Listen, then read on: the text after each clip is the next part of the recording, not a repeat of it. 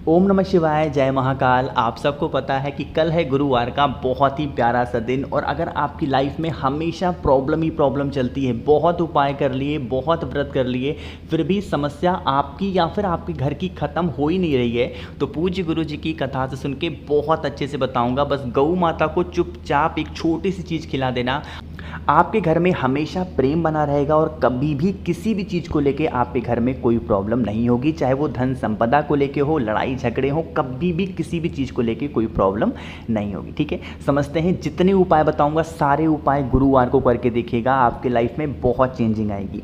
सबसे पहले हम लोग उपाय की बात करते हैं जो कि गौ माता को खिलाने वाला है। कल है गुरुवार का दिन। आपको लेना होगा इस तरीके से दाल, 1 कटोरी दाल लेना। लेकिन वो दाल कौन सी होनी चाहिए? चने की दाल, है ना। हमें अरहर की दाल नहीं लेनी, मसूर नहीं लेनी, कोई भी दाल नहीं लेना है, सिर्फ चने की दाल लेनी 1 कटोरी। ठीक है, ले लिया। एक बड़ा सा गुड़ का टुकड़ा, ठीक है, छोटा सा नहीं, एक बड़ा सा जो गोल वाला गुड़ आता है ना, वही बड़ा सा गुड़ लेना। और जिस कटोरी में आपने दाल को रखा था उसी के ऊपर उस गुड़ को रख लेना।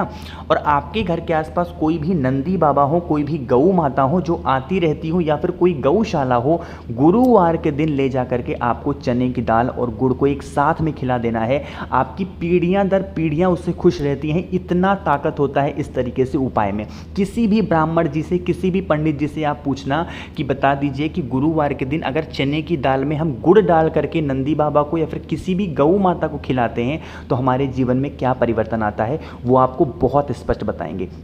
कभी भी पूरी लाइफ आपको कोई प्रॉब्लम नहीं होगी। सिर्फ और सिर्फ 7 गुरुवार इस तरीके से करके देख लेना, आपको खुद नज़र आएगा कि पहले मेरी लाइफ कैसी थी और फिर बाद में कैसी हो गई है। ठीक है ना, समझ में आ रही बात। चलो, तो यहाँ पर हम लोगों ने पहली चीज़ की बात कर ली है, आगे बढ़ लेते हैं। इसी गुरुवार के दिन हमें दूसरा काम भी ज़रूर करना चाहिए, लेकिन अब आपको बताऊँगा तब जब आप मेरी दोगे फीस। और फीस क्या है कि वीडियो को शेयर करना है, आप जहाँ पर भी कर सकते हो, फेसबुक, इंस्टाग्राम, व्हाट्सएप, हर जगह शेयर ज़रूर करना, जिससे आपको तो फ़ायदा हो ही रहा है, औरों को भी फ़ायदा ज़रूर हो। चलो, अब समझते हैं इस दूसरे उपाय को। दूसरा उपाय किन के लिए है? स्पेशली यह उपाय है धन संपदा के लिए, कि अगर आपके घर में माता लक्ष्मी का वास नहीं होता, हमेशा परेशान रहते हो कि हमारे घर में धन नहीं है, संपदा नहीं है, हम क्या करें, तो इस तरीके से उपाय को करेंगे। स्क्रीन पर आपको दिख रहा होगा हल्दी, दिख रहा है, तो हमें खड़ी हल्दी नहीं लेनी है, आपको लेनी होगी खड़ी हल्दी, लेकिन इसको लेना है पीस लेना, ठीक है, जिससे इसका पाउडर बन जाए। तो हल्दी को पीसना, साथ ही साथ एक लेना तांबे का लोटा, और इस तांबे के लोटे में क्या करोगे? जल भरोगे। कहाँ से? अपने घर से। जितना भी हल्दी आपने लिया है, 1 चुटकी 2 चुटकी, इसी कलश के अंदर डाल देना, है ना। और गुरुवार के दिन सुबह 10 बजे से पहले जब आप स्नान कर रहे हैं, इस कलश को उठाना और आपके घर में जो भी तुलसी माता का पौधा हो, तुलसी माता के पौधे में उस हल्दी का जो जल होगा, जो भी व्यक्ति समर्पित कर देता है भगवान विष्णु, भगवान नारायण के नाम से, उनके घर में हमेशा धन संपदा बनी रहती है। काफ़ी लोग कहते हैं भैया हम कुछ भी डाल देते हैं तो तुलसी माता के पौधे में पौधा सूख जाता है। ऐसा कुछ भी नहीं है।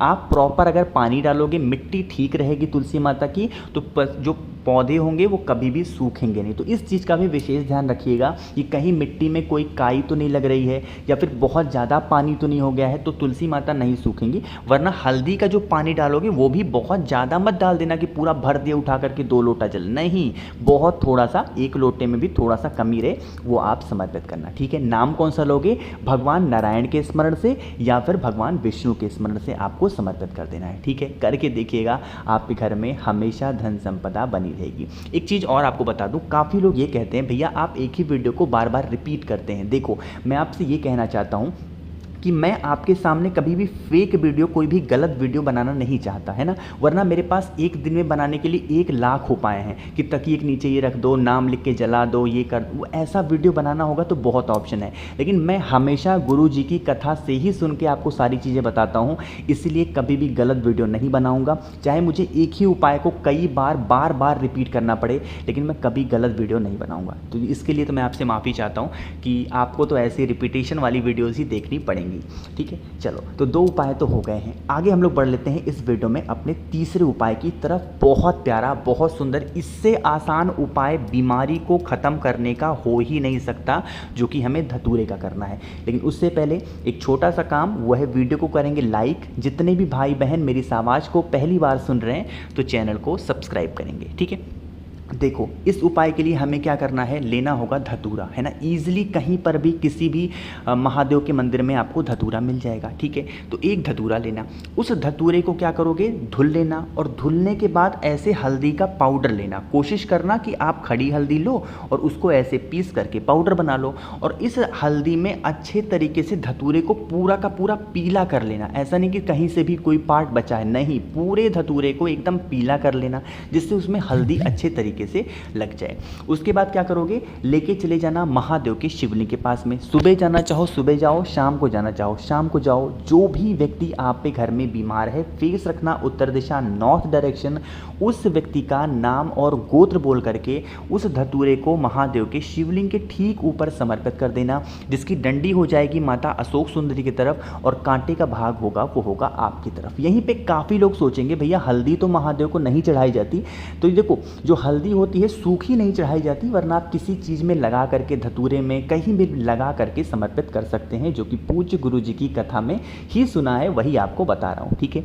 समझ में आई बात मेरी। तो कोशिश करेंगे इस उपाय को दोपहर में 12 बजे करने की। कब करना है, दोपहर में 12 बजे। अगर नहीं कर पाते हैं दोपहर में 12 बजे, तो आपको करना होगा शाम के टाइम पे प्रदोष काल में धतूरे में हल्दी लगा करके जो भी व्यक्ति बीमार है उसका नाम और गोत्र बोल करके समर्पित कर देना। उसकी जो भी बीमारियां होंगी वो धीरे धीरे करके ख़त्म होना स्टार्ट हो जाएंगी, ठीक है ना। समझ में आई बात। चलो 3 तो हो गए हैं। एक छोटे से और उपाय की बात करते हैं, बहुत ही आसान है, और यह उपाय भी है कि अगर कोई भी व्यक्ति बहुत बीमार पड़ा हुआ है, बहुत पैसे आप पे खर्च हो रहे हैं, तो ज़रूर करिएगा। काफ़ी लोग, अच्छा पता है, ये भी कहते हैं कि भैया आप बहुत ज़्यादा बीमारी के उपाय बताते हो। तो मैं इसलिए बताता हूँ ना कि मैं ये सोचता हूँ कि इंसान के पास भले ही थोड़े पैसे कम हो, हर सुविधाएं कम हो, बट हर इंसान निरोगी रहे, कोई बीमार ना पड़े, क्योंकि बीमारी के बाद ना फिर चाहे पैसे ही हों, सारे पैसे खर्च होते हैं। तो उसके लिए इस उपाय को करेंगे। देखो स्क्रीन पर क्या दिख रहा है, आपको दिख रही होगी हल्दी। तो हमें इसी तरीके से खड़ी हल्दी लेनी है और खड़ी हल्दी को पीस करके पाउडर बनाना है ना। पाउडर बना लिया, उसके बाद क्या करोगे, आपको लेना होगा इस तरीके से कुमकुम, है ना। ये सिंदूर नहीं है, ये है कुमकुम। तो आपको थोड़ा सा लेना है हल्दी और थोड़ा सा लेना है कुमकुम। लेके चले जाना कहाँ पर, बेल पेड़ के नीचे। कहाँ पे जाओगे, बेल पेड़ के नीचे, और बेल पेड़ की जड़ में, यानी कि नीचे बैठना और जड़ में ही उसी कुमकुम से एक स्वास्तिक का निर्माण करोगे और एक स्वास्तिक का निर्माण करोगे हल्दी से, ठीक है। एक स्वास्तिक कुमकुम से और एक स्वास्तिक हल्दी से, और इन दोनों स्वास्तिक के ऊपर एक घी का दिया गोल बत्ती का। कौन सा, एक घी का दिया इस स्वास्तिक पे और एक घी का दिया इस स्वास्तिक पे। तो कौन सी बत्ती लगेगी, हमेशा बेल पेड़ के नीचे लंबी बत्ती का ही दिया लगाया जाता है ना। लगा दिया, उसके बाद क्या करोगे, आपके को एक मिनट, आपके पास होनी चाहिए 5 खड़ी हल्दी। कौन सी, 5 खड़ी हल्दी लेना, और उन 5 खड़ी हल्दी को एक एक करके यहीं पे बेल पेड़ के नीचे रखोगे, माता सती और भोले शंकर का स्मरण करते हुए। किसके नाम से, माता सती और भोले शंकर के स्मरण से एक एक यहाँ पर खड़ी हल्दी रख देना। हाथ जोड़ करके विनती करना, जब तक दीपक बुझ ना जाए, जब तक दीपक ठंडा ना हो जाए, उस व्यक्ति का नाम और गोत्र बोल करके महादेव से, माता सती से प्रार्थना करेंगे कि हमारे घर का ये सदस्य है, बहुत दिनों से बीमार चल रहा है, उसकी बहुत मेडिसिन हो रही है, भगवान माता ये ठीक नहीं हो रहे हैं, आप इनको ठीक कर दें, और ये जो हल्दी की गांठ हमने यहाँ पर रखी है, आप इसको औषधि बना दें, ठीक है। अपने अकॉर्डिंग प्रार्थना करना। उसके बाद इन 5 हल्दी की गांठों को उठाना और आप इसको लेके अपने घर चले जाना। जिस भी खाने के डिब्बे में जिसमें आप हल्दी रखते हो, उसी हल्दी के डिब्बे में उन 5 हल्दी की गांठ को रख देना। बाद में इन हल्दी की गांठ को पिसवा लेना और जिस भी जगह आप हल्दी रखते हो उसमें मिक्स करा लेना, और जब आप खाना बनाना तो उसी हल्दी का इस्तेमाल करना, उपयोग करना। आपको खुद नज़र आएगा कि पहले हमारे घरों में जो लोग बीमार पड़ा करते थे, जो लोग हमेशा परेशान हुआ करते थे, पहले वो कैसे थे और बाद में कैसे हो गए। ये ताकत होती है माता सती और भोले शंकर के नाम की। बस ध्यान रखना कि जब आप हल्दी के गट्ठों को, हल्दी की गांठ को बेल पेड़ के नीचे रखोगे तो माता सती और भोले शंकर का स्मरण ज़रूर करना होगा, ठीक है ना। समझ में आई बात मेरी। चलो, तो कोशिश की मैंने इस पूरी वीडियो में आप सभी को बहुत अच्छा समझाने की। अगर आपको मुझसे फ़ोन पे बातें करनी है, मैसेज पे बातें करनी है, तो आप हमें इंस्टाग्राम या फिर फेसबुक पे सेम आईडी से फॉलो कर सकते हैं, द नेचुरल प्लैनेट 108। और जितने भी भाई बहन मेरी इस आवाज़ को पहली बार सुन रहे हैं, चैनल को सब्सक्राइब करिएगा और हाँ, वीडियो को लाइक ज़रूर किया करिए। ओम नमः शिवाय, जय महाकाल।